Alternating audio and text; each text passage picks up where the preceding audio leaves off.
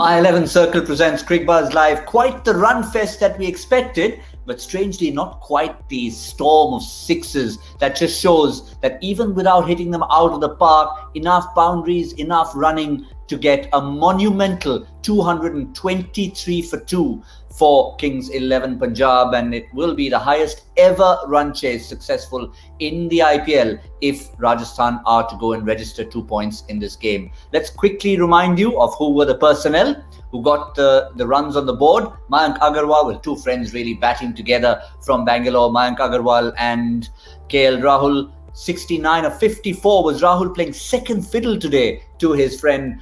106 of 50 deliveries, absolutely outstanding. And then just a little bit of fun and games at the end for Glenn Maxwell and Nicholas Pooran. 25 of 8 balls to take it to 223 for 2. In the studio, Joy Bhattacharjya and Harsha Bhogle. Harsha, we sort of expected this in Sharjah, but even without the sixes, you can still get a big score. What is it about Sharjah? Have the wickets flattened? Have the batsmen become stronger? We used to go there and the ball didn't disappear as often as it did now. I was just checking with Deepu on what the average score was. Through the 90s, when we saw a lot of cricket there, average ODI score was 227. So it wasn't that those players were lesser players than these. So what has changed? I don't know if it's the mindset or for T20, they're just preparing flatter decks. But average T20 scores here were what? 150, 160 in 2014? That's not too far away. So something else has happened. Maybe this year it's just too flat. But if I'm in that Rajasthan Royals dugout at the moment, I'm saying Jofra Archer, Tom Curran, two bona fide players, 4 overs 46, 4 overs 44, international bowlers. If they could go, then there's Shami Cottrell, but thereafter there's two leggies, Neesham and Maxwell. Let's go and get those. They might be a batsman short, but I think that's what they should be thinking. But Agarwal, fantastic. I've loved watching a Mayank Agarwal bat, from a T20 player to a test player to back to being a T20 player. Oh, fabulous.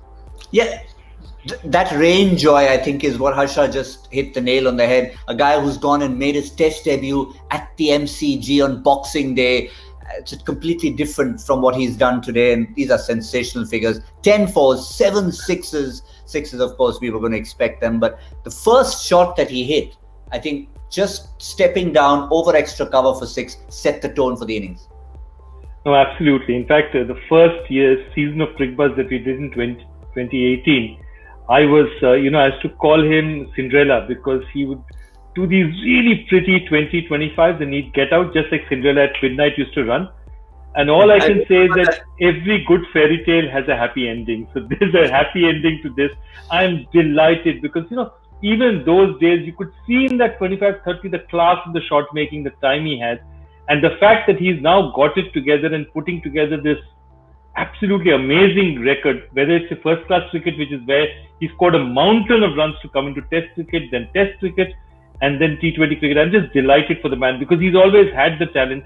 Now he's finally showing it exactly what he's got. Harsha, Joy and I briefly discussed on Cricbuzz Combox about how Rahul was able to play second fiddle, and we sort of equated it to Warner Bairstow when they were going great guns. Slightly more second than he would have liked to as a fiddler.